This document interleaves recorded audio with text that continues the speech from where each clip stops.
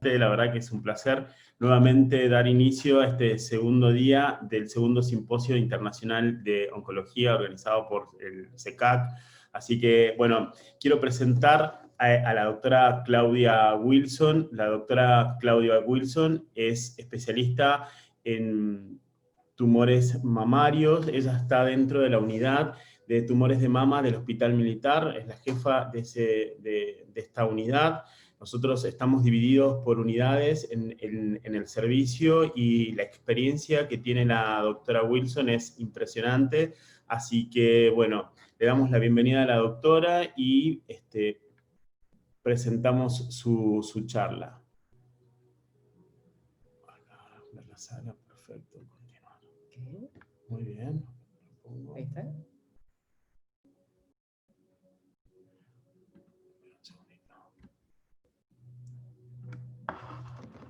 ¿Empiezo?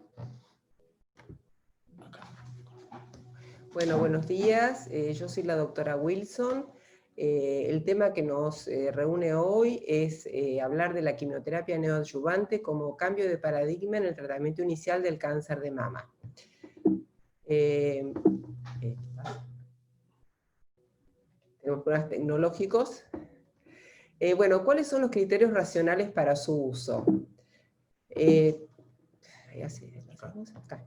Primero, la terapia de conversión de tumores inoperables en operables. Se refiere a tumores que técnicamente son inoperables y los transforma en operables. Mejorar el resultado cosmético de la misma cirugía. Identificar el riesgo de recaída luego de lograr una respuesta completa patológica. Establecer un tratamiento posterior cuando este no se logra. Y valorar marcadores moleculares en el tejido tumoral, es decir, después de la cirugía se analiza la pieza quirúrgica y se analizan las modificaciones que se han encontrado, que han sido modificadas por el mismo tratamiento. ¿Cuál es la secuencia histórica de los biomarcadores en cáncer de mama y por qué se los explico? Porque cuando nosotros decidimos hacer quimioterapia neoadyuvante nos basamos en la inmunohistoquímica, no en la anatomía patológica. Por lo tanto, tenemos que saber que en el año 70 fue la primera generación de receptores hormonales, en el 1990 apareció la detección por FISH del HER2-Neu, en el año 2005 fue la tercera generación de paneles genéticos con el MammaPrint, el PAL50 y el Oncotype. No sé por qué. Y la cuarta generación son las mutaciones BRCA1, BRCA2, SR1, PI3K, y hay otras, pero estas son las que tienen un medicamento que actúa sobre ellas. Los oncólogos nos hemos transformado en perfiladores porque en la primera consulta tenemos que sumar toda la información a nuestra disposición para decidir un tratamiento personalizado para nuestra paciente. Por eso yo lo digo en base a mi serie preferida, que es Criminal Minds, donde ustedes ven que el equipo de policías, cada uno tiene su expertise, como pasa en el comité de mama. En el comité de mama nosotros trabajamos con la paciente, con su inmunohistoquímica y con su TNM ya evaluado, junto con el asesor genético, el anatomopatólogo, el especialista en imágenes, el cirujano, el radioterapeuta y nosotros, con lo cual en la primera consulta en ese comité decidimos cuál es la conducta adecuada para su tipo de tumor, con lo cual es muy importante que trabajar en conjunto para elegir lo mejor para cada paciente. El primer esquema, que fue el trabajo pivotal para neoadyuvancia, es el NSABP27, el B27, que se publicó en el año 2008, que a alguien se le ocurrió decir, ¿por qué en lugar de hacer quimioterapia adyuvante después de la cirugía, por qué no hacemos la quimioterapia antes para ver qué es lo que pasa? Se hizo un trabajo randomizado con 3 grupos, el cual el mejor brazo fue el que tiene AC/4, que era lo que hacíamos antes, asociado en forma secuencial al docetaxel por 4. Cuando se analizó la pieza quirúrgica, se vio, ¿cómo se señala ahí? Se vio que los pacientes que tenían PCR aumentaba de 12,8% a 26,1%, y se vio que si uno relacionaba la PCR con el tiempo libre de enfermedad y la sobrevida global, eso modificaba absolutamente los que habían logrado la respuesta completa patológica con respecto a los que no la habían logrado. Por lo tanto, a partir de ahí lo que se trató siempre es de lograr la PCR. Cuando se hicieron las barras de resultado por grupo inmunohistoquímico, se vio que había 3 grupos. Estos 3 grupos son claramente diferenciados. Ustedes ven este de la izquierda, que es el grupo de los luminales, donde ven que la respuesta patológica completa en el grupo del 7% son los tumores más diferenciados, el 16% es el más indiferenciado, y después está este gran grupo que son los tumores HER2 positivos, asociados en este caso a triple positivo, y este es asociado a receptores negativos. ¿Cuál es la diferencia entre la barra rosa y la barra bordó? La barra rosa es la que tiene asociado el anti-ER. Por lo tanto, los que se utiliza el anti-ER tienen mayor RCP. Y el grupo de triple negativo es el más pobre, es el 34%, que es el tumor que solamente se trata con quimioterapia. Este metaanálisis que se realizó con 12.993 pacientes de varios grupos cooperativos demostró en forma estadísticamente significativa que la diferencia en sobrevida libre de enfermedad en las 2 curvas y la sobrevida global es estadísticamente significativo. O sea, la respuesta patológica completa nos da mayor sobrevida y mayor tiempo libre de enfermedad. No en todos los tumores, pero sí básicamente en el HER2 positivo. Con lo cual, ¿cuál va a ser el propósito de la neoadyuvancia? Aumentar la PCR. De acuerdo a la respuesta al tratamiento y a la evolución posterior de los tumores, vamos a dividirlos en 3 tipos. El 1 es el tumor HER2 positivo, el segundo es el triple negativo, y el tercero son los tumores hormonodependientes. Los tumores HER2 positivos nos tenemos que preguntar, ¿tenemos un estándar de tratamiento en este momento? ¿Hay un criterio estándar para la enfermedad residual, para la enfermedad adyuvante, para el tratamiento adyuvante? ¿Podemos disminuir el tratamiento en algunos pacientes? ¿Qué rol tiene la hormonoterapia? Bueno, sí, hay un tratamiento estándar. Yo creo que en este caso podemos decir que es un hecho que en el tumor HER2 positivo hay cosas que están demostradas y es evidencia 1. El tratamiento que se hace es el doble bloqueo con pertuzumab y trastuzumab, que bloquea el receptor y que debe ser asociada a quimioterapia. La pregunta es ¿a qué quimioterapia? El trabajo pivotal sobre la demostración de que el doble bloqueo era el tratamiento estándar se basó en este estudio que es el NEOSPHERE. Este estudio fue publicado en el año 2012, en el cual se hizo previo y post cirugía tratamientos en los cuales se combinó el doble bloqueo con quimioterapia, con docetaxel, no con antraciclinas, en los 4 brazos que están vistos acá. Posteriormente se operó y posteriormente se le hicieron 4 esquemas que fueron cruzados con los esquemas anteriores, pero ya algunos con antraciclinas. Si ustedes ven las curvas de RCP en este trabajo, van a ver que queda claramente positivo, como que el tratamiento de elección es este esquema con trastuzumab, pertuzumab y docetaxel. Acá el 45% de PCR que ustedes ven no diferencia entre los que tienen receptores hormonales negativos y positivos. Siempre van a ver ustedes que los que tienen receptores hormonales negativos tienen mayor PCR que los que son triple positivos. Este trabajo de origen a otro trabajo más, que es el Trifena, es un estudio que fue en realidad diseñado para definir la toxicidad cardiológica. Sin embargo, también buscó cuál es el esquema ideal para lograr una mayor respuesta completa patológica. Si ustedes ven los 2 primeros brazos, los 2 primeros brazos tienen en forma secuencial 4-epidoxorubicina asociada a ciclofosfamida y fluoracilo con docetaxel asociado a doble bloqueo. En el segundo grupo vemos el mismo esquema de quimioterapia asociado a doble bloqueo, pero con solamente 3 esquemas de doble bloqueo, y finalmente, no sé qué es lo que pasa con esto que no anda bien. Y el último grupo es el grupo asociado a docetaxel, pertuzumab, trastuzumab, carboplatino, que es un esquema sin antraciclina. Posteriormente se hacía cirugía y en ese momento, fíjense que es el año 2011, sin diferenciar enfermedad residual y respuesta patológica completa, hacían un año de trastuzumab. Fíjense las barras de resultados de PCR, debemos definir la PCR cuando no queda enfermedad residual infiltrante. Puede quedar carcinoma in situ. En ese caso es RCP, pero si tiene enfermedad residual, aunque sean embolias vasculares, no se considera RCP.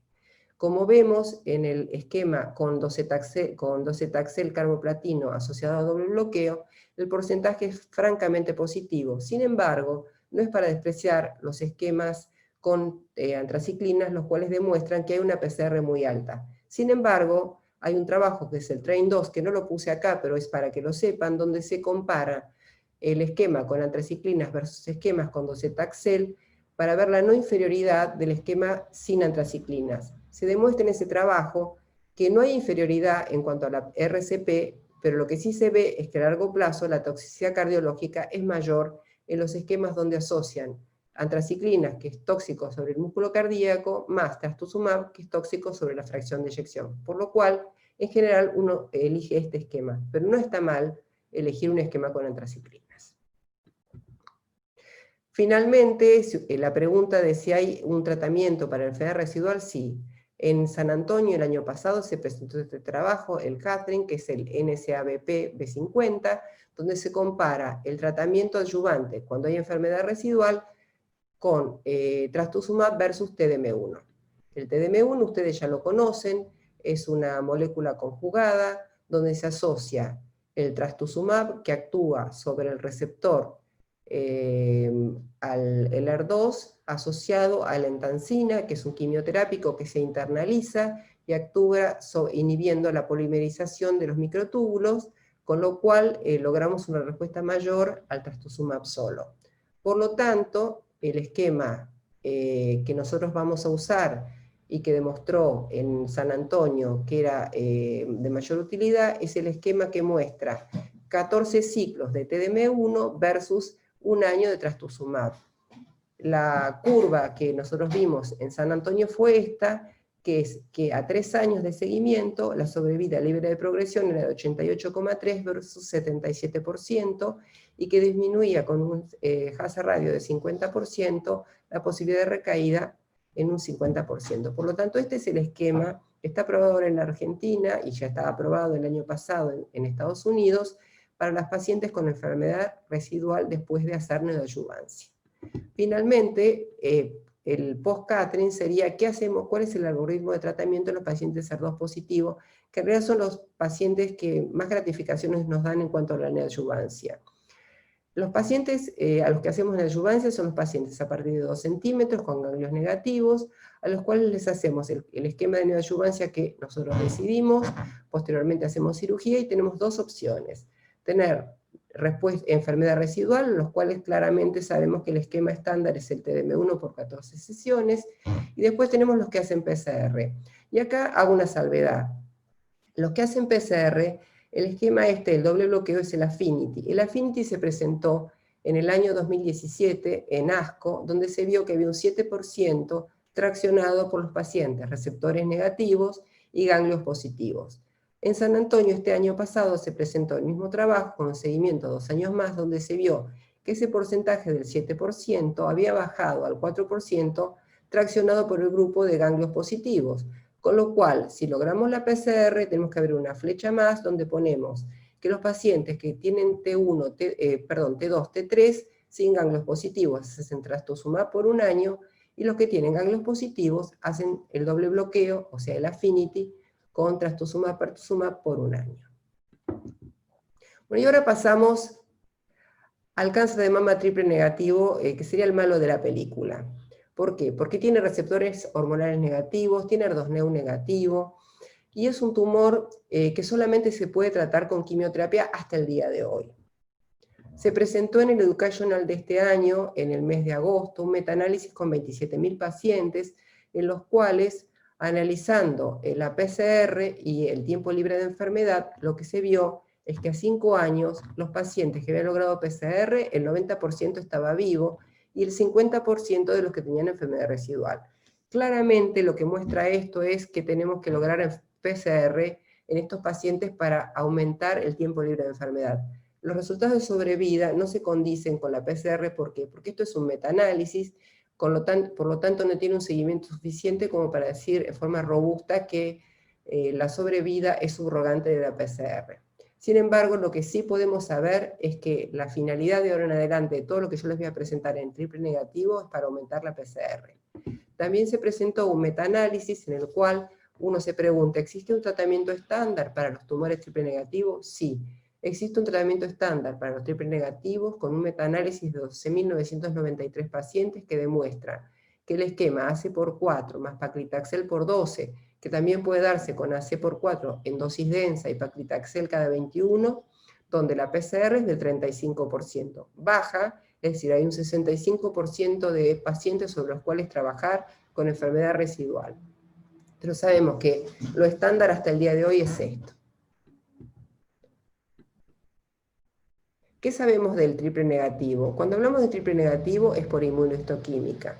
Por lo tanto, si nosotros hacemos, por ejemplo, un PAM50, que sería este caso, vamos a ver que el 78% de los pacientes son tumores basal-like, pero haciendo la plataforma genómica encontramos que hay ER2 enriquecido, luminal A, luminal B y normal-like. Pero si a su vez a este basal-like le hacemos una inmunohistoquímica, vamos a ver que dentro de ese basal-like disminuye el porcentaje y nos aparecen otro tipo de receptores positivos, como por ejemplo, perdón, ¿cómo voy para atrás?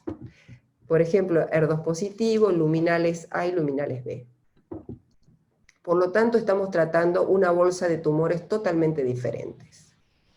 La pregunta que nos tenemos que hacer es, ya la contestamos, ¿es la neoadyuvancia de tratamiento estándar? Sí, tumores de más de 2 centímetros, la neoadyuvancia es de tratamiento estándar, con una pobre RCP, pero que es la que tenemos el día de hoy.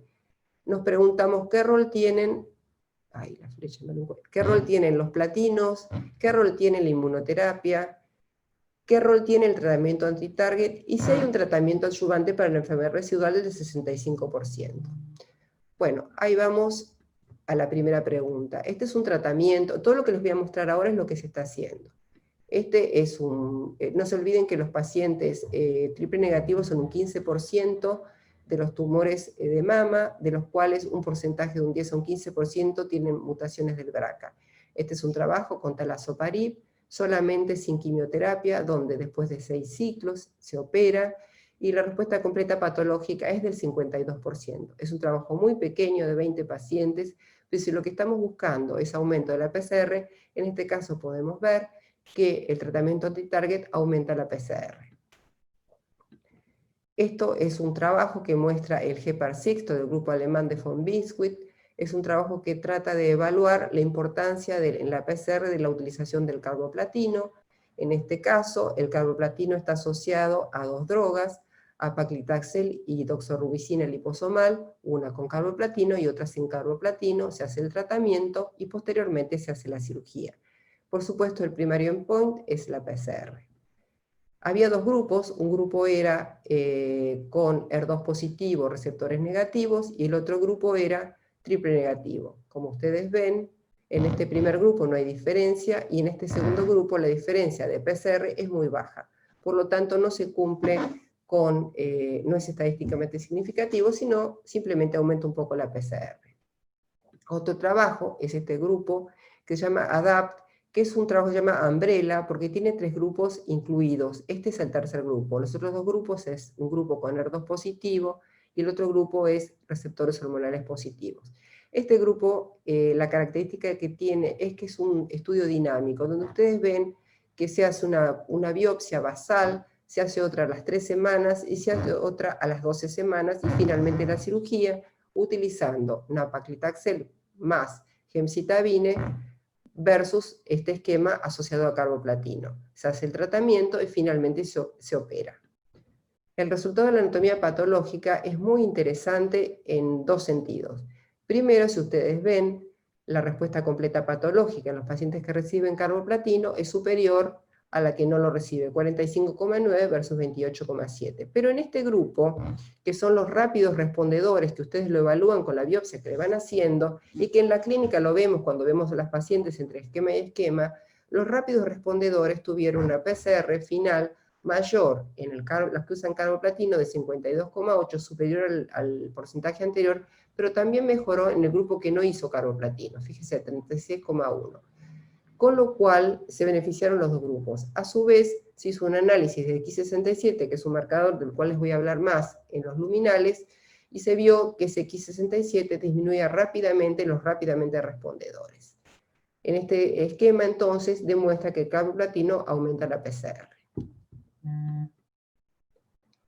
Finalmente, estamos hablando ahora de la inmunoterapia, pacientes PDL1 positivo. El mismo grupo, el GEPAR, que es el grupo alemán, utilizó un esquema con durvalumab versus placebo durante 2 semanas, se hace una biopsia, después se utiliza el durvalumab asociado al nab-paclitaxel, emulando de alguna manera el Impassion 130, que es el asociado a la tesolizumab más nab-paclitaxel, versus nab-paclitaxel solo. Después se hace la evaluación clínica y finalmente se le agrega la quimioterapia, que es la 4-epidoxorubicina asociada a ciclofosfamida por 4, más durvalumab versus solamente la quimioterapia y la cirugía. Los resultados en cuanto al aumento de la PCR, vamos a ver que aumentó la PCR en un porcentaje importante, 53,40 versus 44,2. Sin embargo, hasta el momento no es estadísticamente significativo. De todas formas, lo que demuestra pacientes con PDL1 positivo, el porcentaje de PCR utilizando la inmunoterapia es mayor. Finalmente, de inmunoterapia voy a presentar un trabajo más, que es un trabajo de neoadjuvancia con pembrolizumab, el Keynote 522, donde asocia el carboplatino más paclitaxel en forma secuencial con doxorubicina más ciclofosfamida asociado a pembrolizumab versus no pembrolizumab, o sea, placebo, el tratamiento, la cirugía y mantenimiento con la adjuvancia con pembrolizumab. Cuando se hace las curvas, lo que vemos es que la PCR es muchísimo más alta en el grupo que hace pembrolizumab. Estos son trabajos que no están maduros, con lo cual lo que estamos viendo es que la inmunoterapia agregada a la quimioterapia tiene una PCR mayor, que es uno de los factores que estamos buscando todo el tiempo en los triple negativos. Este trabajo es muy reciente, por lo tanto lo que yo voy a mostrar son resultados a 18 meses, que ustedes van a ver que el 91,3% del grupo con pembrolizumab está libre de progresión y el 85,3% del grupo que no realizó pembrolizumab, habiendo habido eventos del 7,8% en el grupo de pembro versus 11,8% en el grupo no pembro.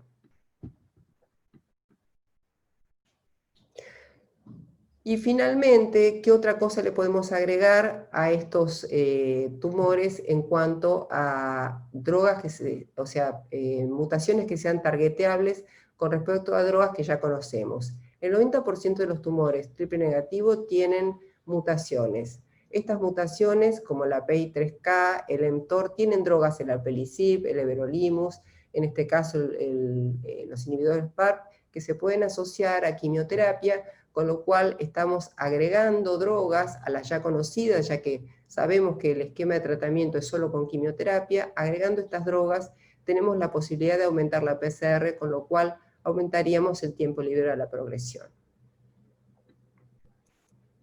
Bueno, conclusión, nos queda otro hecho que sí sabemos del triple negativo. Existe un tratamiento para el enfermedad residual, es decir, para ese 65% de pacientes que no logran la PCR, este esquema a 5 años es un esquema con pocos pacientes, pero que se presentó el año pasado, y el seguimiento a 5 años, donde se vio que el tiempo libre a la progresión, ¿y dónde está la flecha?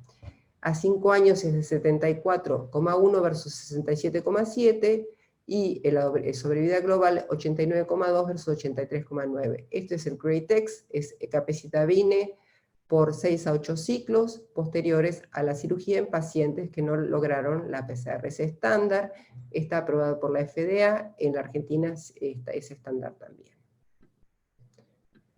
Finalmente vamos a estos tumores, los tumores hormonodependientes, que siempre fueron para nosotros los tumores de buen pronóstico, son el 70% aproximadamente de los casos. Siempre decimos a las pacientes, bueno, le tocó un tumor de buen pronóstico, va a andar bien, la evolución es larga, las posibilidades de recaída son pocas.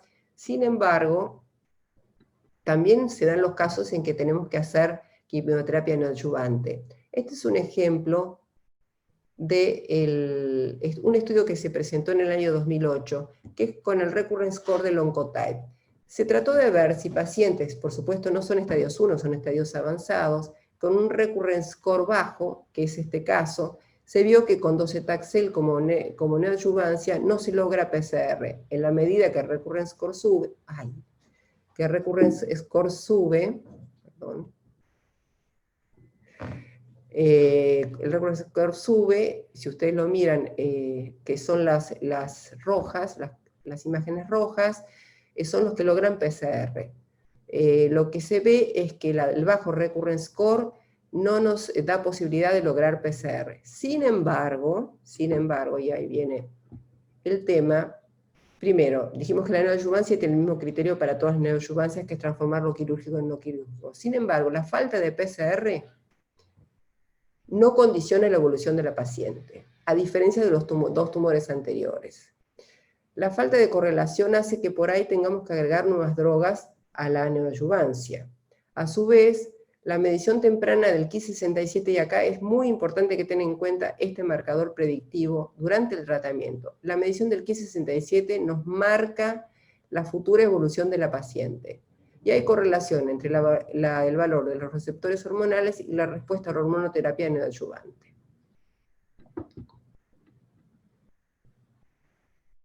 Aquí hay un trabajo que es el trabajo IMPACT, que es un trabajo de neoadyuvancia con hormonoterapia. Esta no es mi computadora, por eso hay cosas que no manejo. Este trabajo tenía 3 brazos, es pequeño, tiene 330 pacientes. Un brazo usaba anastrozol, el otro bajo tamoxifeno, y el otro brazo combinaba ambos. Se hacía por 3 meses y después se operaba. Tengan en mente este trabajo porque les quiero hacer una definición de este autor, que es von Miswick, del grupo Hepar, que dice lo siguiente. El Ki67 en enfermedad residual post-neoadyuvancia es pronóstico. Mayores niveles de Ki67 post-tratamiento, peor sobrevida libre de progresión. Este gráfico que ustedes ven acá muestra la curva azul, es los pacientes que lograron PCR. Fíjense el tiempo libre a la progresión, la curva es muy superior. El verde, ¿por qué no estás? El verde es cuando el Ki67 descendió por debajo del 15%. El amarillo es cuando el Ki67 quedó entre 15 y 30. Y el violeta es cuando el Ki67 está superior al 30%. Fíjense el Ki67, la importancia que tiene en las curvas de sobrevida libre a la progresión. Volviendo al esquema anterior, el IMPACT, el brazo que ganó, digamos, fue el que usó el anastrozol. Y fíjense ustedes, en la neoadyuvancia, las curvas de Ki67. La línea azul es la que descendió más rápidamente y al valor menor de Ki67, que es la curva esta. La roja es la que bajó, pero no tanto, que es la segunda curva, y la verde es esta. Fíjense la diferencia en sobrevida libre a la progresión según el descenso del Ki67. Por lo tanto, tengan en cuenta siempre ese marcador como predicción de pronóstico. Acá hay 2 revisiones de estos 3 autores que no voy a nombrar, son chinos, así que son difíciles de pronunciar. La primera es un metaanálisis de 36 trabajos que se publicaron en Baltimore en el 2018, donde revisa trabajos en los cuales se evalúa y considera que el Ki67 es un predictor de respuesta completa patológica en tumores hormonodependientes. Y este otro trabajo es un trabajo publicado el 31 de enero de este año, donde compara neoadyuvancia con hormonoterapia, neoadyuvancia con quimioterapia y neoadyuvancia sumadas, la quimio y la hormonoterapia, y la evaluación del Ki67. Lo que demuestra es que la neoadyuvancia con hormonoterapia tiene una respuesta patológica completa de un 10%, con quimioterapia de un 15 o un 20%, y la suma de las dos no agrega. Sin embargo, el Ki67 sigue siendo un marcador predictorio de evolución de la enfermedad. Finalmente, el último trabajo que les presento, para no aburrirlos, es el NeoMonarch, donde utilizamos un inhibidor de las ciclinas. Ustedes saben que el inhibidor de las ciclinas en pacientes metastásicos hormonodependientes es de nivel de evidencia 1 para el tratamiento de pacientes hormonodependientes metastásicas. Aquí se inició un tratamiento en el cual se utiliza pacientes en neoadyuvancia, se hace una biopsia inicial, luego se randomiza a anastrozol versus abemaciclib más anastrozol y abemaciclib.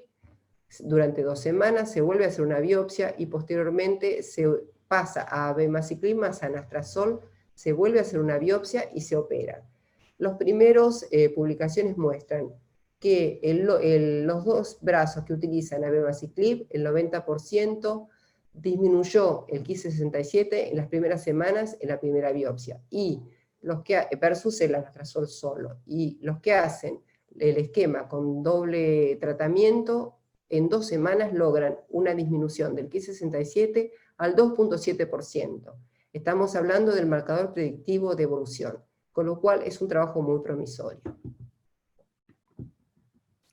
Finalmente, conclusiones por diferentes tumores. El tratamiento de neoadyuvante tiene alta tasa de respuesta y de cirugías conservadoras. Las respuestas patológicas completas varían según el tipo tumoral. El 10% de hormonoterapia neoadyuvante es la RCP que se logra con esta terapia, y 25-30% con antraciclinas y taxanos en triple negativo. 50-60% en quimioterapia con doble bloqueo y quimioterapia. En cuanto a tumores HER2 positivo, el estándar de tratamiento, no sé por qué sale así. El estándar de tratamiento es con doble bloqueo y quimioterapia. El esquema para enfermedad residual es con TDM1 por 14 sesiones, y menos quimioterapia por ahora no está demostrado que sea mejor.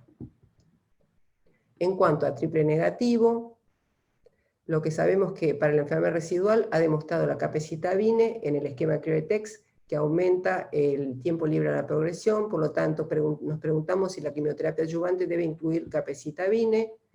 Hay trabajos que todavía no lo han demostrado, y el rol del carboplatino solo en casos especiales. En las guías de la NCCN, el carboplatino no está usado como de rutina, solamente en algunos casos excepcionales en los cuales uno quiere una respuesta muy rápida, y son pacientes por ahí ulcerados en los cuales uno necesita esa respuesta rápida para transformar en quirúrgico algo que no lo es. Futuro de triple negativo.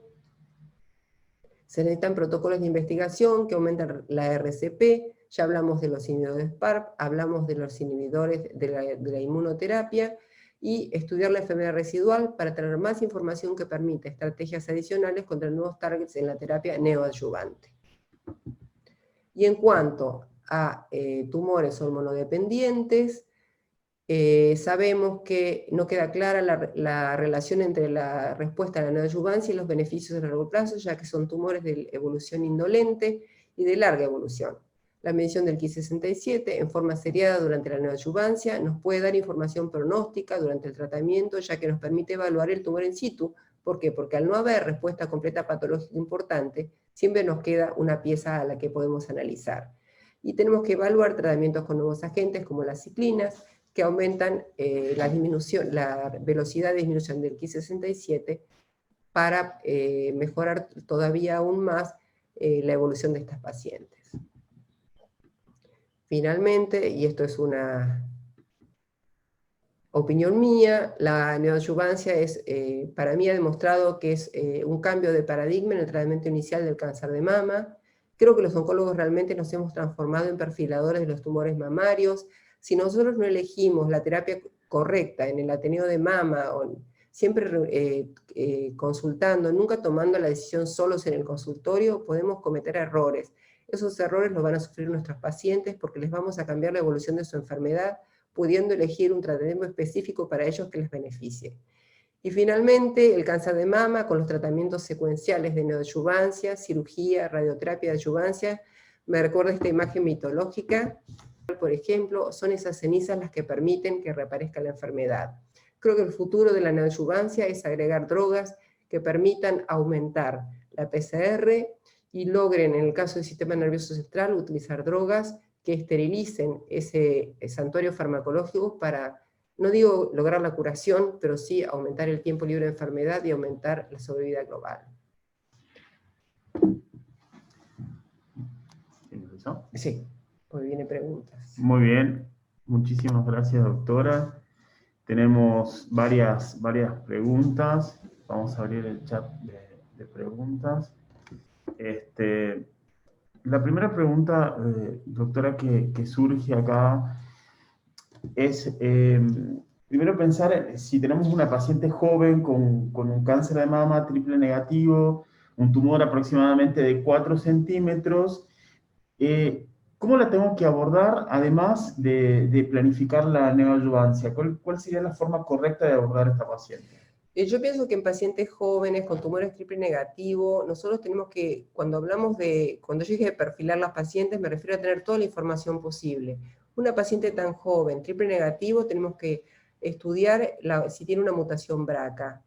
Si tiene una mutación BRCA, no porque en este momento haya protocolos de neoadyuvancia con inhibidores PARP, sino porque en el futuro probablemente estén incluidos. Y para lograr saber cuál va a ser el pronóstico de nuestra paciente y en el caso de que recaiga, saber qué terapéutica vamos a usar. Bien. Doc, es muy conocido y acá el doctor Daniel Ospina nos dice que el triple de mama es como el malo de la película, y en realidad uno siempre apunta a eso. ¿Y es real que son los mejores respondedores a la quimioterapia? En realidad, los mejores respondedores a la quimioterapia para mí son los SER2 positivos con el doble bloqueo, son en los cuales uno se luce. Sin embargo, cuando hacemos quimioterapia en tumores triple negativo, tenemos pacientes que hacen respuestas completas patológicas que son fabulosos y nos dan muchas gratificaciones con respecto a la paciente, pero tienen un problema.